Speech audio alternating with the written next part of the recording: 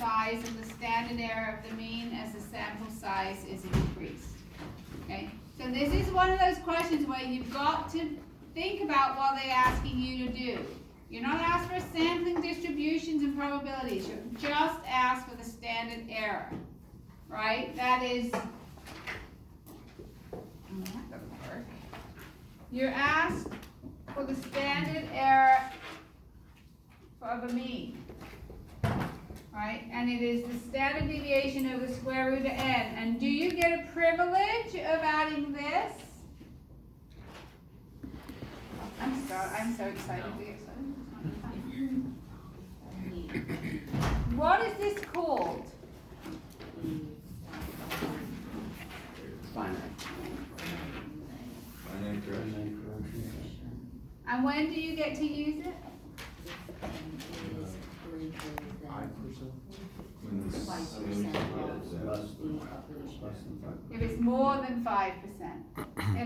If little n is more than 5% of your population, you get to use it. What's our population? Here. It's not given, is it?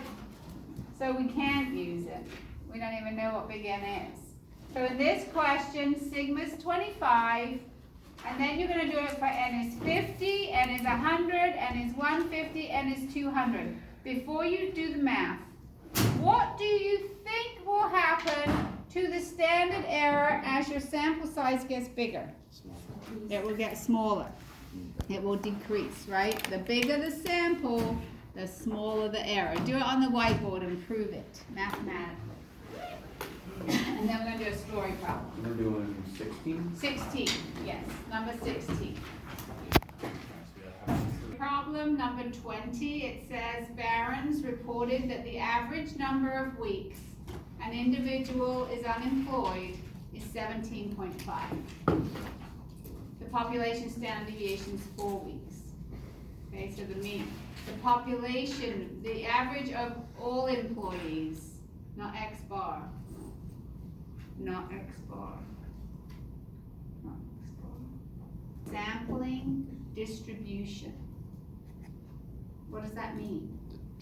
Proof draw. Proof, the drawing, Calculation. and calculation of the standard error, right? The sampling distributions, what does it look like? So you can prove it, draw it, calculate the standard error. Then B says, what is the probability that a simple random sample of 50 unemployed individuals will provide a sample mean within 1 week of the population mean? Probability means area under the curve. Okay.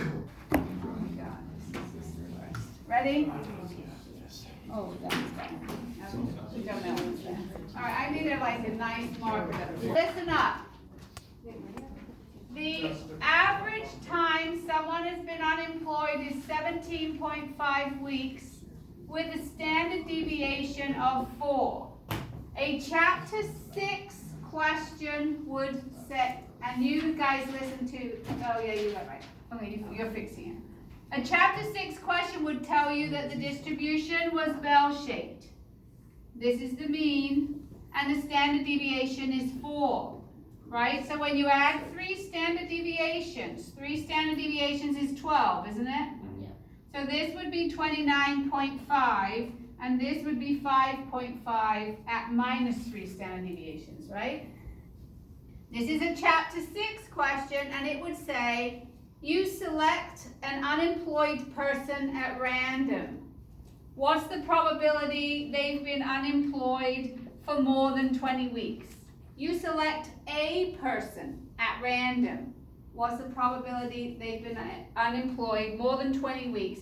That would be a chapter 6 question. This is not a chapter 6 question. This says, you take a sample. Now I've got 50 unemployed people here. And I want to find their mean. Now it could be Josh, he's been unemployed for 29 weeks. And Chris has only been unemployed for 6 weeks, right? But when you average them, that's 17.5, right? So I'm not looking for any individual value. when I take samples, I could not get a sample of 50 unemployed people and come up with an average of 5.5. Because there aren't very many people who've been unemployed that long. I also couldn't get an average of 29.5 because there aren't 50 people who've been unemployed that long. It's very unlikely. What happens when I take samples to the shape of my bell? It shrinks that way and it gets taller that way, right? It becomes something like this, doesn't it?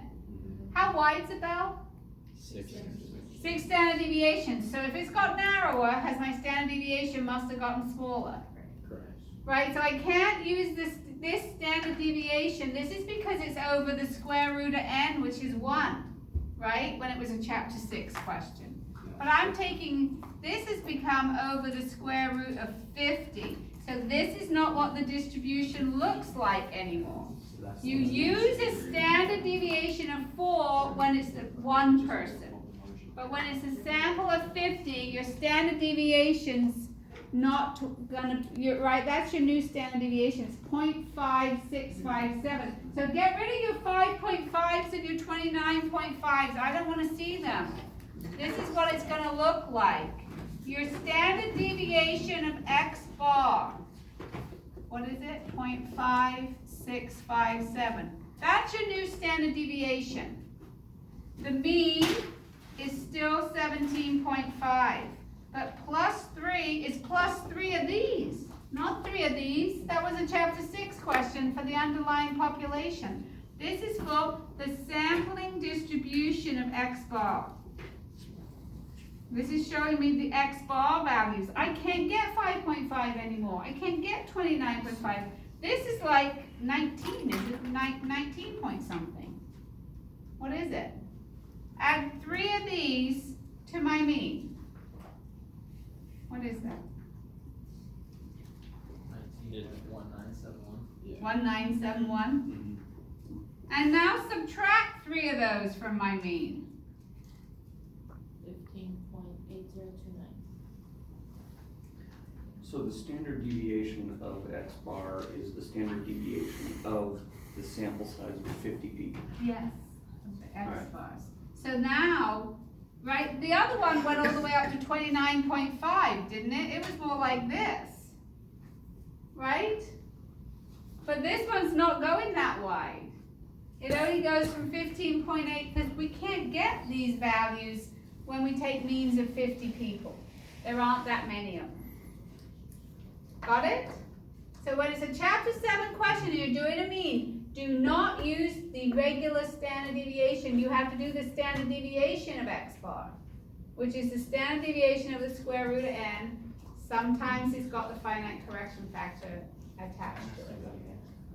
All right? Got it? So we have that, now we have to. Now you do the probability within 1 week. So within 1 week means what? One standard deviation. No, 1 standard deviation, 1 week. This is a standard deviation, 1 week. So I want to go from 16.5 to 18.5. That would be within 1 week. If I've been unemployed 16.5 weeks, I'm within 1 week. If I've been there, I'm within 1 week. Okay. You're looking for this area. Now you're back at a chapter 6 question. Here. Yeah. I think I did this in my class yesterday. Maybe it helped them a little bit to solve this out. 5 weeks, so you just want to go on the grade.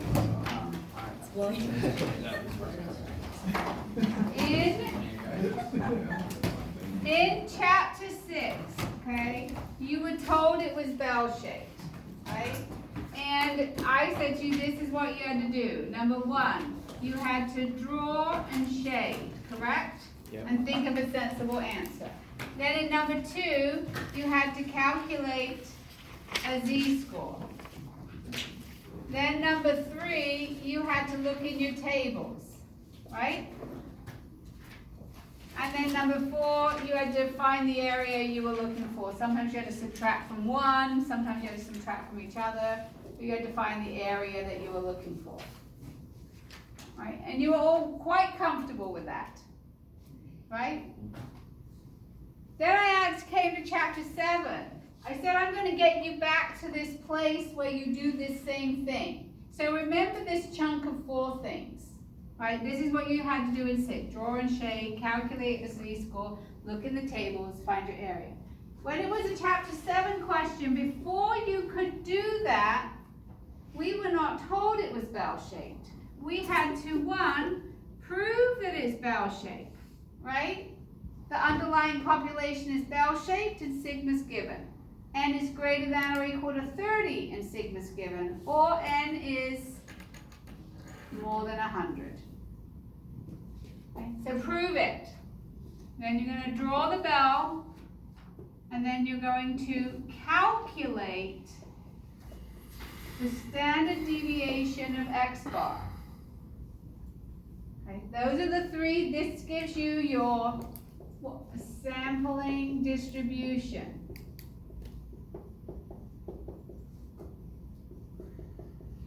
Okay. So you've proved it. The N's greater than or equal to 30, sigma's given. You draw it, you mark on the mean. You calculate your standard error to be 0.5657. This is your distribution. Do not go change this to 4. It's not 4. That was for something else. This is your distribution. This is 6 standard deviations wide, and this is your standard deviation. Now you're back to exactly what you know. Draw and shade. Okay, you wanted from 16.5 to 18.5. Okay, my standard deviation is 0.5657. Now calculate a z-score. The number minus the mean divided by the standard deviation. You didn't do this for fun, you're going to use it. It is fun, but you didn't do it just for fun, you're going to use it, that's why you did it. Okay, then you come up with your z-score of 1.77. This is equidistance away. This is symmetrical by definition. If this has a z-score of plus 1.77, this has a z-score of minus 1.77. It's like a mirror reflection. You look up this area, you look up this area, you subtract them, and you find this area. Okay, so chunk it out. The chapter 6, 4 steps. Okay, chapter 7, I said I'd get you back to a chapter 6 type question. It's not a chapter 6 question, but it takes you back to the steps you do in a chapter 6 question. It's a chapter 7 question because it's about means. Prove it, draw it, calculate the standard error, but then these steps are the same. So instead of trying to memorize 7 steps up here, you go back to the same 4 steps you had used in chapter 6. Okay, does that help? Okay. So we're going to do today, finish up, and this is really a bit more practice of similar stuff. We're going to talk about proportions. So what do you remember about proportions that we mentioned the other day? It's always a fraction. What's that? It's always a fraction. It's always a fraction, right? So it's always between 0 and 1. What else? When do I use it? Because I like means better. Why can't I just use means all the time? I want to use a mean. Why would I have to use it? When it doesn't involve numbers. Because it doesn't involve numbers, okay? Qualitative data. Because it's qualitative data. Who did you vote for in the last presidential election? You're not going to say 7, right? You're going to say a name. Now, do I keep track of how many people said those names? Sure, but that doesn't make it quantitative data, right? Remember when back in chapter 2, when we did tables and we asked people, what's your favorite soft drink? Do you like 2.5 Men or the Oprah Winfrey Show? Right? The categories tell you whether it's quantitative or qualitative. And then you always do a frequency count, whether you've got quantity, you know, how many people like Diet Pepsi, how many people like Coke, how many people like, right? So you still have to count them even if it's qualitative data. If I want to say, how many people are a finance major, right? And I say, oh, 5 of you are finance majors. Well, that's not quantitative data, because I'm collecting at what major you are. I'm just counting how many have it. Okay? So you have to use a proportion when you have categorical data. So think back to when I told you I was gonna open a doggy bakery at the mall. Okay? If I asked you, how many dogs do you have at home? You would say, One. okay, is that quantitative or qualitative? Quantitative. Quantitative, he said one. What do you say? 0. 0, what do you say? What do you say, Okay, so what if I said, do you have a dog at home? Yes. No. Yes and no is what they say. That's categorical data. So if I'm asking, do you have a dog at home? Right, I would tell you the proportion of the group. Oh, 60% of you have a dog at home, right? But when I ask you how many dogs, that's discrete data. I'd have to do a table. I'd say, oh, there's 8 people who have no dogs, and there's 10 people who have 1 dog, and there was 5 people who had 2 dogs, and 1 person had 4 dogs. Okay, that's quantitative data. But if I just said dog at home, yes or no, that's not quantitative data, even though I count how many people have a dog at home, right? It's, well, how do you answer the question? What is the experiment? Remember we did that? Discrete or continuous? Right? Think about how do we measure? What was the experiment? What is the question we're asking? Okay, so we're going to do also the sampling distribution of P-bar. For example, if I told you 60% of people have a dog at home, okay? I'm going to go stop a group at the mall. I'm going to ask them, do you have a dog at home? What percentage do you think will have a dog at home? 60%, right? If I tell you 60% of the entire population has a dog at home, if I go take a sample, won't you think that maybe 60%, that's your best guess. Will it be perfect? Absolutely not. But it's your best guess. If you know 60% of the population has a dog at home, then you would guess that your sample would also have 60% of the dog at home. That is what this is saying right here. The expected value of your sample proportion, right? You go take a sample, it's the same as your population proportion, okay? So if 60% of the population, that's my best guess. Will I always get 60% when I go to the mall? No. Where I might get 50% sometimes? Might I get 62% sometimes? Sure, right? If you flip a coin, do you expect to get heads half the time? Isn't that your best guess? Will you always get heads half the time? No. Sometimes you will get 5 out of 12 times, right? That you get a head, or 7 out of 12 times, or 8 out of 12 times. You won't always get it, but that would be your best guess is half the time you would get a head, right? So the sampling distribution of P-bar, I'm going to draw it before I prove it, which is a naughty no-no, but if I expect 60% of people to have dogs at home, well, that's my best guess for my sample. But I might get some down here, I might get something up here, right?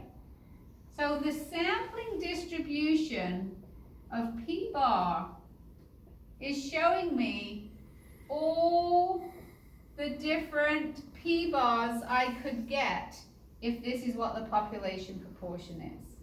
And this would be for a specified sample size. Let's say N is 20. I'm going to stop 20 people at the mall. Right? So if N is 20. It's like you might get this, you might get this. Okay? This is your best guess. Look, it's the highest. It's the most likely. Right? That's my best guess because that's what the population proportion is. But the sampling distribution of P-bar is going to show me all the different P-bars I could get.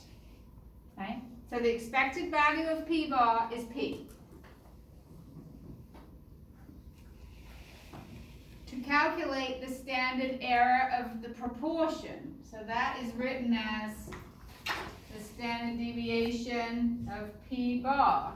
Right? We did X-bar before. Oh, by the way, X-bar and P-bar, they don't like each other. They're never in the same question. Okay?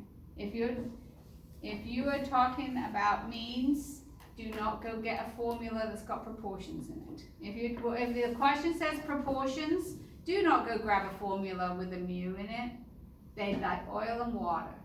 They're completely different. Means are for quantitative data, proportions are for categorical or qualitative data, they don't mix. Okay, so sometimes I see students get stuck on exams. The question uses the word proportion, and they go to their formula sheet and they get a formula that's got mu's and and they are like, I have no idea what to write. Of course you don't. You have the wrong formula.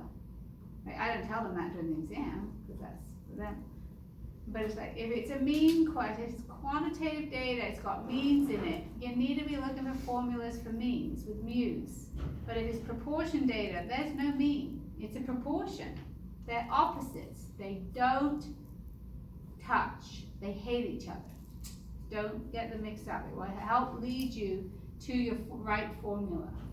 Okay, so here's another hint for the exam. So to calculate the standard error, when we did the standard deviation of x bar, look over here, it was the standard deviation over the square root of n, right? For x bar, I gave you the standard deviation and you divided it by the square root of n. When you do the standard deviation of p bar, it does not involve a standard deviation. You just calculate it using p's and n. So I have students who walk up. If you feel like you need to walk up to me during an exam and say, I think you forgot to give us a standard deviation, sit yourself right back down and tell yourself it's a proportion question. Because in a proportion question, I do not have to give you a standard deviation. I just have to give you p's and n's, and you can calculate it yourself. Okay? If it's a mean question, I do have to give you the standard deviation, but not in a proportion question. Okay, so this is the formula. It's the square root of p times 1 minus p divided by n.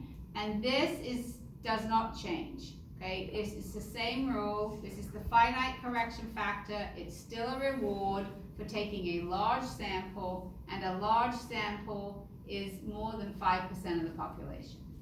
Okay, so you decide whether you get to put that in or not. On your formula sheet, it's automatically in there. So you almost have to like cross it off if you don't get to use it. Right? But I want you always to think about, do I use it? Because on your exam, you have to use it at least once. If you get to the end and you haven't used it, you need to sit back down and see where you were supposed to use it. Okay? All right, so there were 3 proofs to prove a sampling distribution of x bar was bell-shaped, right? There were 3 of them. One was the underlying population was bell-shaped and sigma was given. The second was n is greater than or equal to 30 and sigma is given. That's the one we use the most of the time. By the way, over here, this should be a little n. Big N, not limited. And number 3 is little n is more than 100. There were 3 different proofs. You had to pick. You can pick one of them. There's only one proof for proportions. There's only one. It is n times p is greater than or equal to 5, and n times 1 minus p is greater than or equal to 5. If that is true, it's a bell-shaped distribution. If it is not true, this is a binomial question. Okay, so you have got to be very dedicated about doing your proofs. That's why when I did the dog at the mall thing, I did n is 3, right? So when I did the example, we did all the different probabilities. I said n was 3. I stopped 3 people at the mall, and 60% have dogs at home, right? And we did, what's the probability I get 0, 1, 2, or 3? The reason I did that is because n times p is 1.8. That was the mean, right? And n times 1 minus p is 1.2. This is not a chapter 7 question. This is a binomial question. But if these had been 5 and higher, okay, we could do a bell-shaped curve. So, prove it. Make sure you have a proof. Another hint, really, if you haven't figured this out after the first test, I'm going to tell you this big hint. The reason, even when classes are full and you're all tightly packed in, I do not have 2 versions of the exam. not so you can cheat, because I don't like cheating any more than anybody else does. But I believe that the order of the questions are logical in the way it's taught, right? It wouldn't make sense to do a chapter 7 question and then a chapter 6 question. So I don't have two versions of the test where I scramble up, you get question 1, but that's his question 5, that's his question 3. Because I think it gives an advantage to the student that gets it in the order in which I taught it to you. So the short answer questions are in the order, at least by chapter. The chapter 5 questions come first, then the 6, then the 7, then the 8. Now there are 3 in chapter 5 this time, so you've got to figure out what part of chapter 5. But they're in order. So that should be helpful for you to figure out if this is a binomial question, a chapter 5 question, or a proportion question in chapter 7. Okay? Alright, so in which of the, if this is the rule, to be considered normally distributed, n times p is greater than or equal to 5, and n times 1 minus p is greater than or equal to 5, which of the following cases would p bar be normally distributed? So take a second and see if you can figure that out.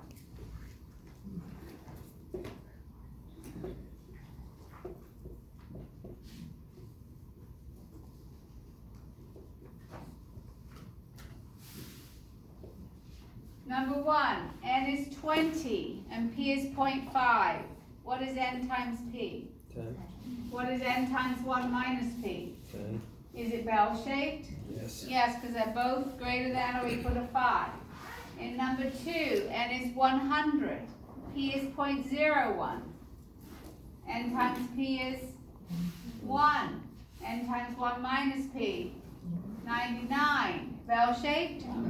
No. So see how this is very different than the X-bar proofs, right? Like if I had to put number 2, n is 101. It still would not be normally distributed because it doesn't pass the proportion test. But you've got to say that's why you got to know it's a proportion question, not a mean question. N's 100, P's 0.1. What's n times p? 10. N times 1 minus p? 90. Bell-shaped? Yes. N is 50. P is 0.95. What's n times p? 47.5. What is n times 1 minus p? And is that bell-shaped? No. No. Did you notice that these add together to make what?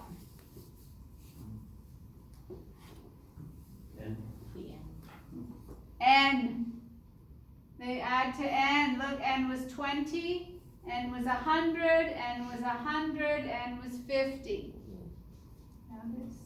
Look for patterns. Always look for patterns, how things are always done. Okay, so the only ones that we would be, number 1 and number 3 would be a chapter 7 question. Number 2 and number 4 would be a what question? Binomial. Would be a binomial question. Okay, so I'm going to do a problem with you. So this is going back, if you wonder where I got the number. This is going back. There was a question that we did when we did means. We talked about a company that had 2,500 managers, and we were getting samples of 30. And when we did a mean question, we talked about how much money they made, and on average they made $51,800 a year, right? And we did a mean question to do with that. Now this is telling you that 60% of their managers have attended a management training program. So if I say, hey, did you attend a management training program? You would say yes or no. That makes it categorical or qualitative data. Okay, so this was a mean question, okay, and that's when we did means. But when we do proportions, okay, now we've got to do sampling distributions of p-bar. So it said they're interested in about the people who've been to the management training program. What is the probability that a sample of 30 will give you a proportion, a sample proportion within 0.05 of the population proportion? So probability is area under the curve, right? when it's not a discrete question. So I need to do a proof. And so for my proof, I'm gonna write n times p is greater than or equal to 5, and n times 1 minus p is greater than or equal to 5. Because n, as you can see up on the screen, n times p is 18, and n times 1 minus p is 12. Those are both greater than or equal to 5.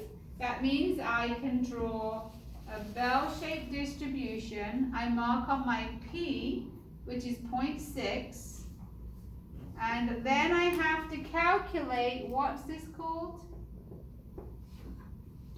The standard error. The standard error.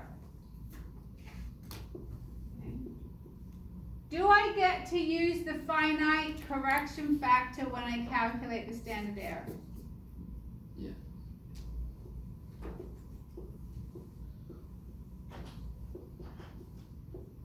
Do I get to use the finite correction factor? No. Because this is only 1.2% of the population. So my standard error of the proportion is going to be the square root of p times 1 minus p over n. So in this case, that's 0.6 times 0.4 divided by 30, and it's like 0.0894. I did that from memory, not in my head.